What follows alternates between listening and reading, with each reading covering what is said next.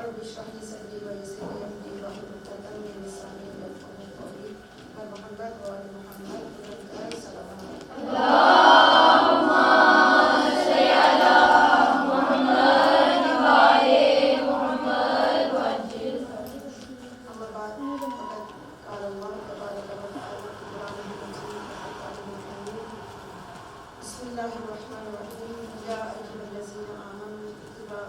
صلوات كما كتب على الذين من قبلكم لعلكم تتقون صلوات اللهم صل على محمد وعلى محمد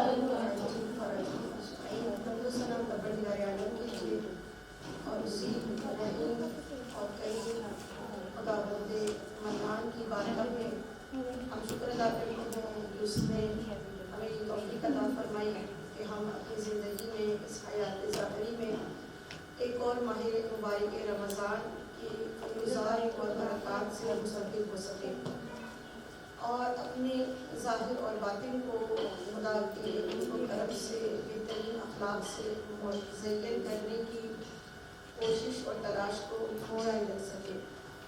عزیزان محترم، جیسا کہ آپ نے اپنے درس میں شروع کیا ہے، دعائے ابو حمزہ صومالی کی تربیتی نکات اور اس کا ترجمہ.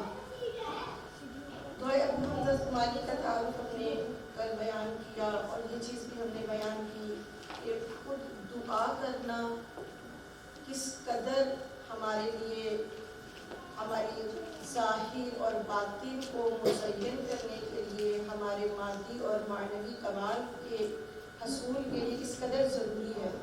یعنی دعا سے ہمیں ہمارے جو کمال کی طرف انسان جاتا ہے، دعا سے انسان تہذیب نفس حاصل ہوتی ہے، باطن کی صفا اور پاکیزگی اس کو حاصل ہوتی ہے، اور دعا کرنے سے ارتباط پروردگار عالم یعنی خداوند کریم اور آئمہ علیہ السلام سے ہمارا جو ہے وہ رابطہ محکم ہو جاتا ہے، ارتباط محکم ہو جاتا ہے. اور جب ارتباط محکم ہو جاتا ہے تو خود بخود ان کا قرب حاصل ہو جاتا ہے، اور قرب جب حاصل ہو جاتا ہے تو پھر انسان کے اندر جو ہے وہ تہذیب نفس معنوی کمالات کا ارتقا جو ہے وہ شروع ہو جاتا ہے. آج ہم دعائے ابو حمزہ صومالی کے ترجمے اور اس کے چند الفاظ اور کلمات کی میں سے درسی نکات اور تربیتی نکات کو اخذ کرنے کی کوشش کریں گے. سب سے پہلے ہم اس کے فراز اول پہلے فراز کا ترجمہ دعا اور اس کا ترجمہ جو ہے اس کی تلاوت کرتے ہیں، اس کو پڑھتے ہیں.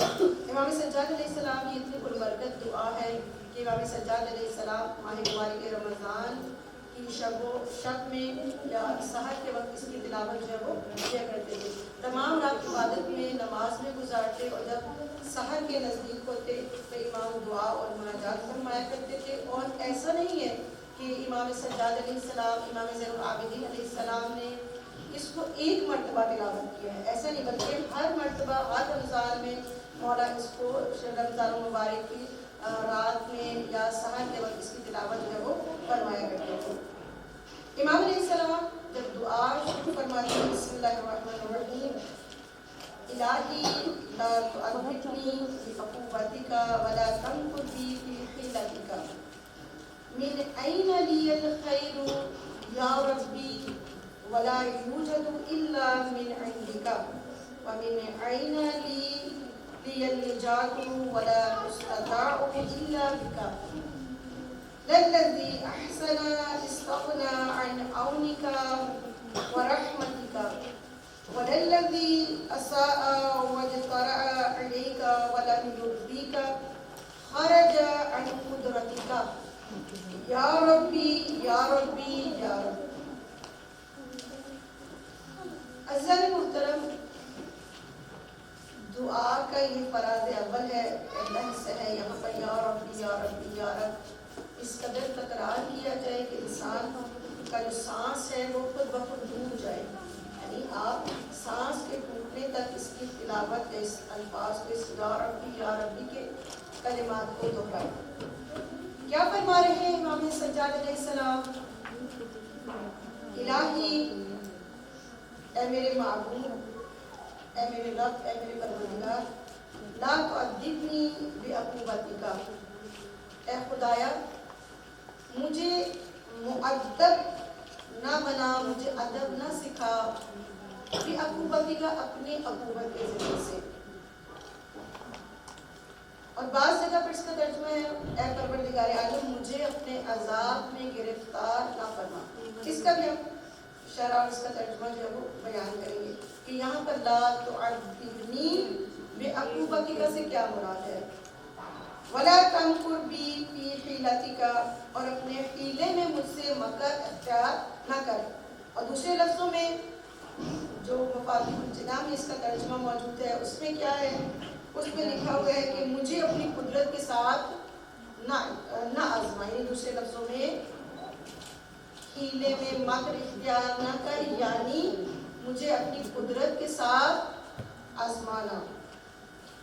پھر فرمایا من این لی الخیر یا ربی، اے میرے پروردگار اعلیٰ انتہائی محبت اور انتہائی شفقت اور انتہائی تذلل اور انتہائی خشوع اور انتہائی قرب کا یہ مقام ہے کہ جہاں پر امام علیہ السلام یہ جملہ بیان فرما رہے ہیں. بڑا خوبصورت جملہ ہے.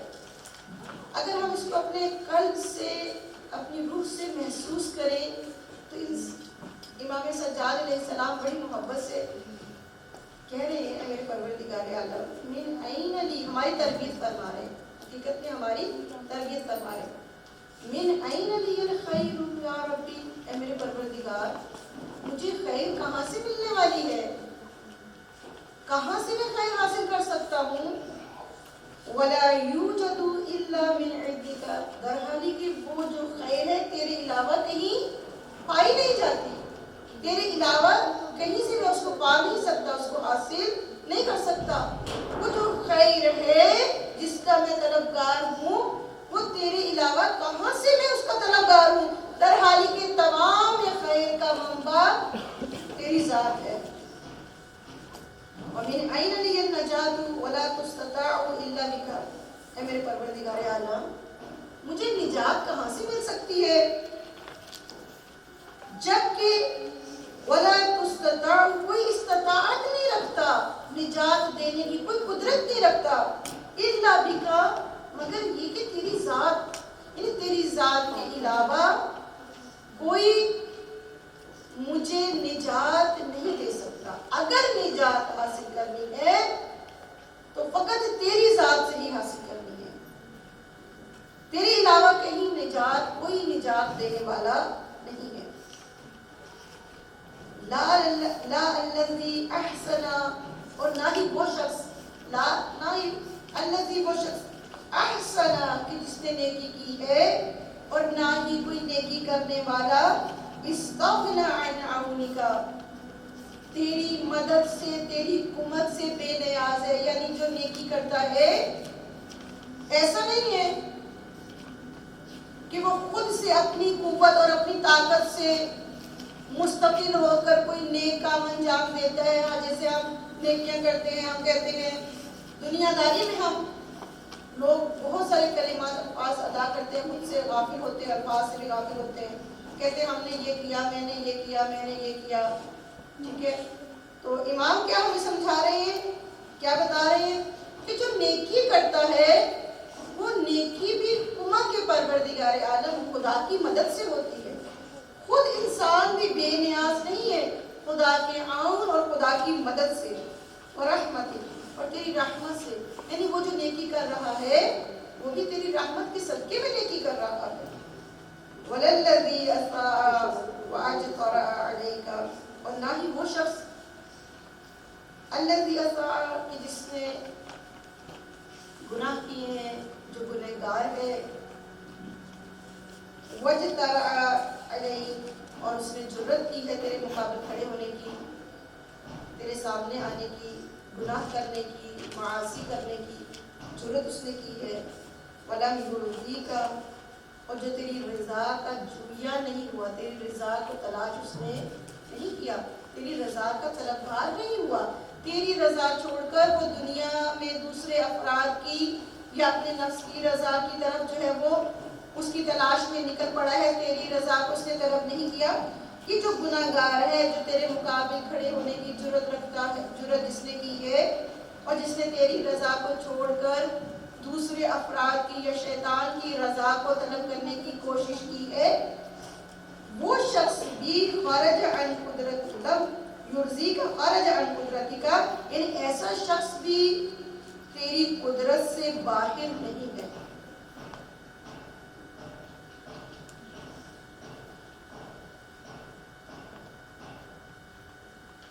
یا ربی یا ربی یا رب،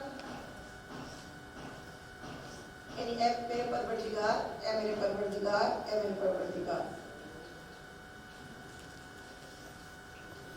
عزیزان محترم، یہ فراز اول، اس کو ہم نے پڑھا، اس کی ترجمہ اس کی طرف ہم نے دیکھا اور ہم نے دیکھا کس قدر پربار یہ دعا ہے. یعنی اس دعا کی ابتدا ہی بندگی کے کمال اور اوج بندگی سے ہے.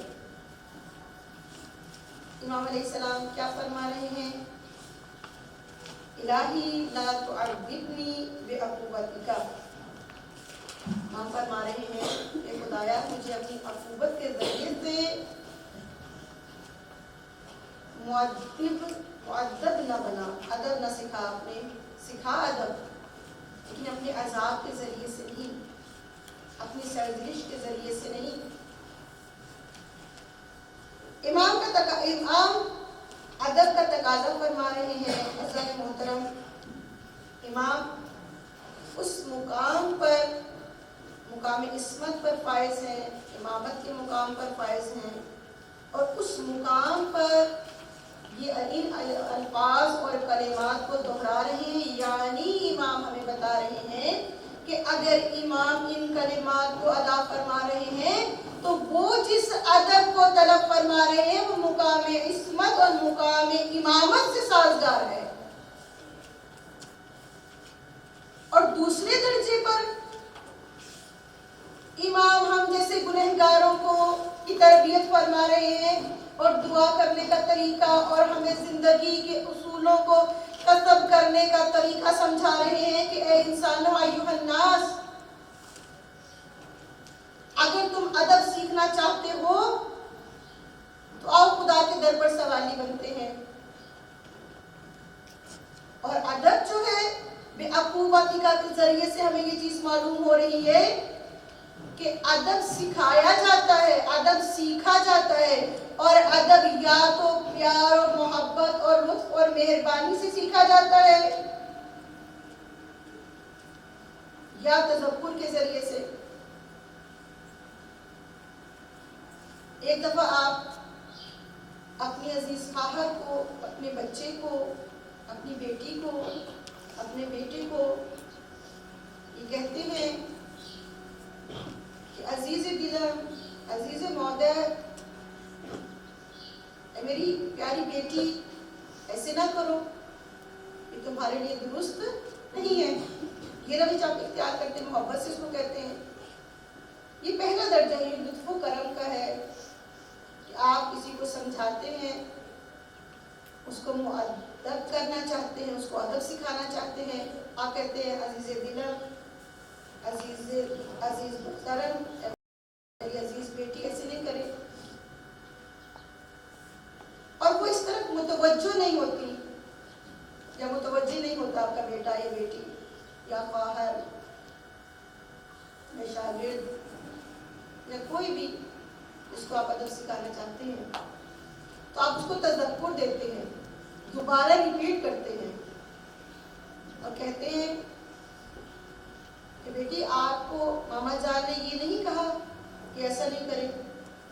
یعنی تھوڑا سا آپ کا لہجہ ترش ہو جاتا ہے. اور پھر جب پھر بھی وہ اس چیز کو سیکھتی نہیں ہے تو پھر آپ اور زیادہ سختی جو ہے وہ اختیار کرتے ہیں، یہاں تک کہ بات عقوبت تک آ جاتی ہے. یعنی یہ درجے ہیں.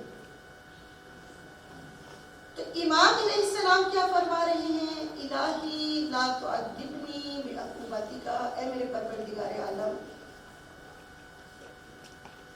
ہمیں اپنی عقوبت اور اپنے عذاب کے ذریعے سے مؤدب نہ بنا.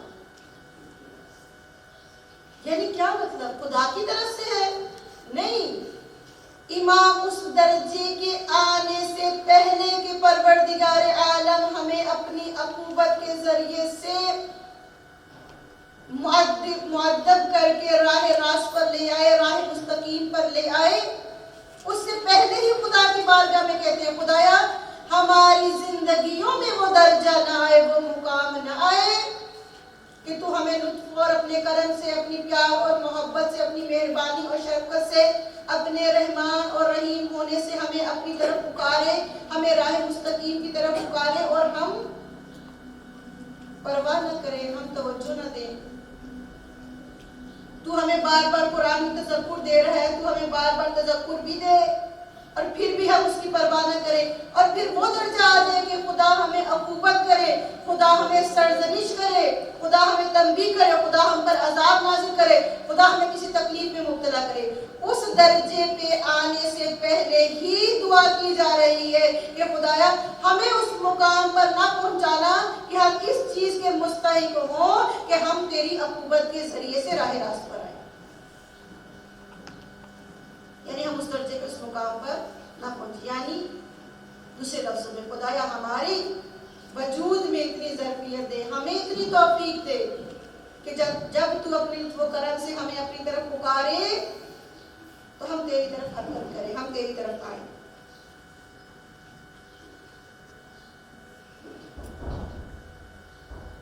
اور ادب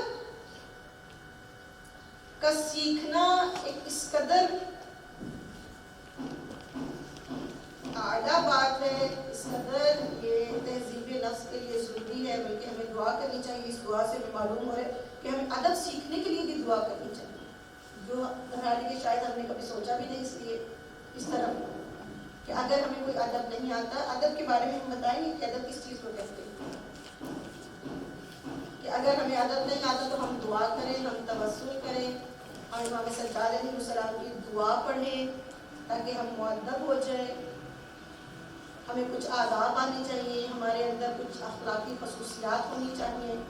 یہ امام کی دعا سے ہم اس نقطے کی طرف متوجہ ہوئے.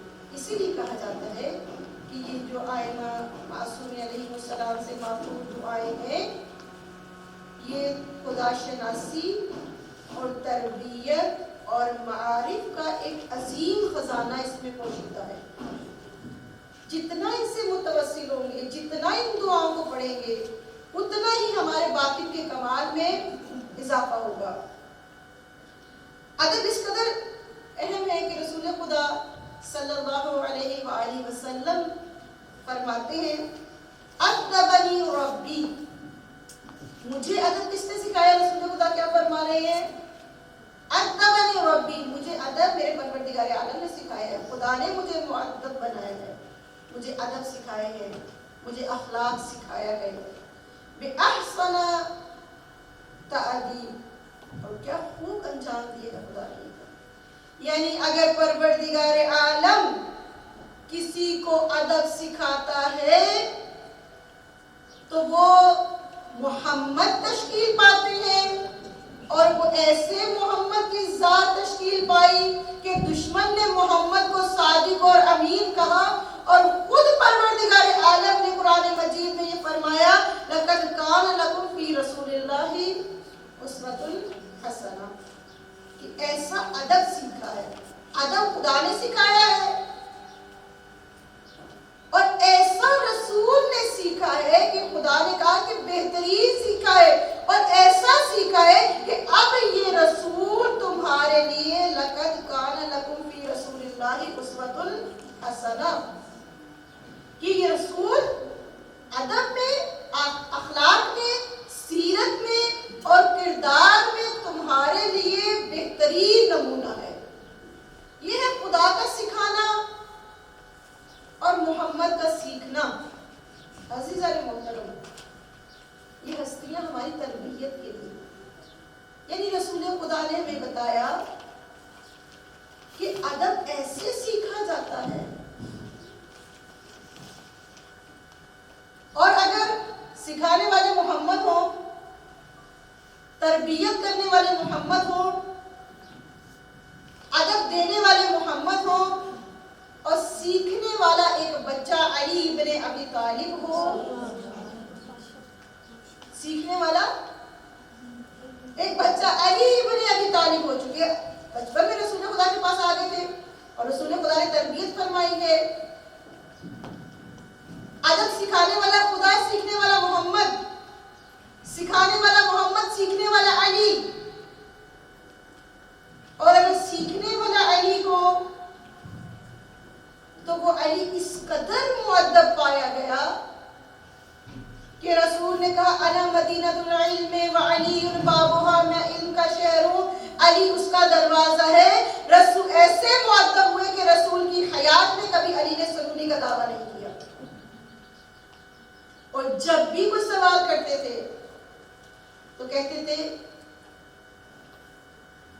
یا رسول اللہ، اے اللہ کے نبی، اے اللہ کے محبوب نبی، اللہ اور اس کا رسول بہتر جانتا ہوگا. یہ نہیں اپنے علم کا دعویٰ نہیں کرتے تھے رسول کے سامنے. یہ ہے ادب. تو معلوم ہوا کہ ادب سیکھنے کے لیے ظرفیت ہونی چاہیے. اور امام ہمیں یہ بتا رہے ہیں کہ یہ جو ظرفیت ہے یہ خدا سے طلب کرنی ہے، دعا کرنا ہے، توسل کرنا ہے، اور کہنا الہی لا تعذبنی بعقوبتک، خدایا مجھے اپنی عقوبت کے ذریعے سے، سرزنش کے ذریعے سے مؤدب نہ بناؤ.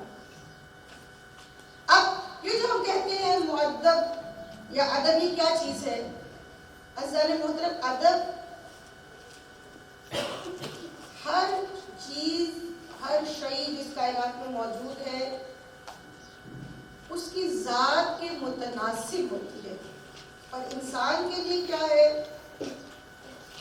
انسان کے لیے ادب یعنی انسان کا راہ مستقیم پر قائم رہنا. مثال چھوٹی سی آپ کو دیتی ہوں.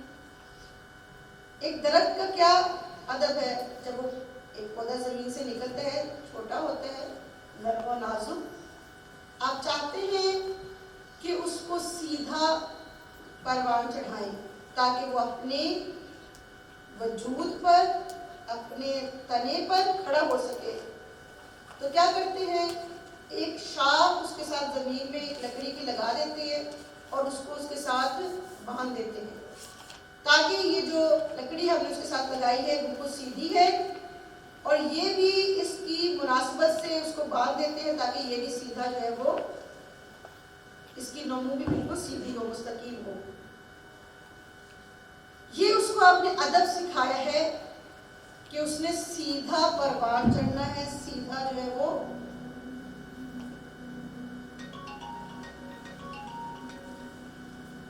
ادب اس کو سکھا رہے کہ اس نے سیدھا نمو پانا ہے. یہ اس کی تربیت ہے. انسان کی تربیت کیا ہے؟ انسان کا ادب کیا ہے؟ انسان کا ادب یہ ہے کہ وہ خدا کے راستے میں راہ مستقیم پر رہے،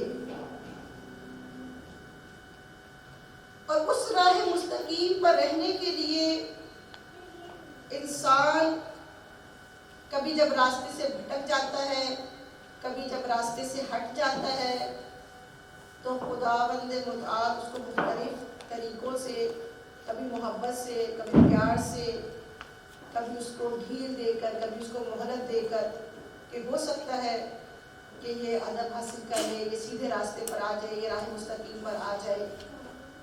لیکن اگر وہ بار بار مہربانی، لطف و کرم کو بھی درک نہیں کرتا اور خدا کے بار بار تذکر کو بھی ایک کان سے سنتا ہے دوسرے کان سے نکال دیتا ہے، تو الامان اس وقت کے کہ جب انسان پر وہ وقت آ جائے کہ خدا گزشتہ اقوام کی مانند جو ہے اپنے عذاب کے ذریعے سے انسان کو مؤدب کرے. جیسے فرعون کی مثال میں جب غرق ہونے لگا عذاب میں مبتلا ہونے لگا تو پھر خدا کو پکار اٹھا. گزشتہ اقوام کے آپ قرآن کا ماشاءاللہ ترجمہ پڑھتی ہیں, تفسیر پڑھتی ہیں, گزشتہ اقوام پر کیسے عذاب نازل ہوا. اور بہت زیادہ ایسے لوگ ہیں کہ جب دنیاوی طور پر, جیسے ہم جیسے بھی لوگ ہیں, وہ جب ایسا ہوتا ہے کہ جب ہم کسی تکلیف میں مبتلا ہوتے ہیں خدا کو پکار اٹھتے ہیں اور پھر ہم راہ راست پر آتے ہیں. بہت زیادہ ایسا ہوتا ہے ہمارے معاشرے میں, ایسے واقعات اور حادثات اور جریانات ہمارے دیکھنے میں ملتے ہیں. کوئی باہر حجاب نہیں کرتی, کوئی نماز نہیں پڑھتا, کوئی روزہ نہیں رکھتا, یا کوئی اور اس طرح کے کام, یا کچھ اور, کوئی قتل کر دیتا ہے, کوئی چوری کرتا ہے. لیکن جب وہ آرام سے حق کے سیدھے راستے پر نہیں آتا تو پھر وہ عقوبت میں مبتلا ہو جاتا ہے. خدا اس کو سیدھے راستے پر لانا چاہتا ہے اور پھر وہ کہتے ہیں, پھر وہ چاہے وہ خواہر ہو چاہے وہ کوئی برادر ہو, تو وہ کہیں کہ ہماری زندگی میں ایک ایسا واقعہ ہوا کہ جس کی وجہ سے ہم تبدیل ہو گئے. ہماری زندگی میں ایک ایسا حادثہ ہوا, ہم نماز نہیں پڑھتے تھے تو ہم نماز پڑھنے لگ گئے. ہماری زندگی میں ایسا ایک حادثہ ہوا, ہم روزہ نہیں رکھتے تھے, ہم روزہ رکھنے لگے. تو اس وقت کے آنے سے پہلے امام زین العابدین ہماری تربیت فرما رہے ہیں کہ ایسے وقت آنے سے پہلے ہمیں اپنی تربیت یہ کرنی ہے کہ خدا سے دعا کرنی ہے, خدایا ہمیں اتنی ظرفیت عطا فرما کہ ہماری زندگیوں میں ایسا وقت نہ آئے کہ تو اپنی عقوبت کے ذریعے سے اور سرزنش کے ذریعے سے ہمیں راہ مستقیم اور راہ ہدایت پر لے کر آئے. آخر پر ہم امام سجاد علیہ السلام سے متوسل ہوتے ہیں اور دعا کرتے ہیں کہ خدا کی بارگاہ میں اس ماہ سیام میں کہ پروردگار عالم محمد و محمد کے صدقے میں, امام سجاد کے صدقے میں, اپنے اس مہینے کی برکت کے صدقے میں ہمیں اس مہینے میں اپنے وجود کو, اپنی روحوں کو, اپنے وجود ذاتی کو بہترین اخلاق سے مزین کرنے کی توفیق عطا فرمائے. اے میرے پاک پروردگار عالم, جو آداب تو نے ہمیں عطا کیے ہیں اگر وہ ہمارے اندر موجود ہیں تو خدایا ان آداب میں خیر اور برکت عطا فرما دینا. اے میرے پاک پروردگار عالم, جو آداب ہماری زندگیوں میں نہیں ہیں ہمیں یہ توفیق عطا فرمانا کہ ہم ان آداب کو اپنی زندگیوں میں حاصل کر سکیں. اے خدایا میرے پاک پروردگار عالم, محمد والے محمد کے صدقے میں, جناب زہرا کے صدقے میں ہمیں جناب زہرا کی کنیزی کرنے کی توفیق عطا فرما دینا. اے خدایا طالبات کے ہم بیٹھی ہوئی اپنے گھروں سے دور ہیں, پردیس میں ہیں, ان کا یہاں پر رہنا اپنی بارگاہ میں قبول و منظور فرما دے. اے میرے پاک پروردگار عالم, علم کے راستے ہمارے لیے آسان فرما دے. اے خدایا اے میرے پاک پروردگار عالم, محمد حسین کو دن دگنی رات چوگی ترقی نصیب فرما, اور اس کے ساتھ جو بھی تعاون کرنے والے ہیں خدایا ان کے تعاون اپنے بارگاہ میں قبول و منظور فرما. اے خدایا جس دنیا سے جا چکے ہیں خدایا اپنی رحمت اور لطف و کرم سے ان پر اپنی رحمت کے دروازے کھول دینا. خدایا ہماری دعاؤں میں مستجاب رکھنا. بلندر سلام.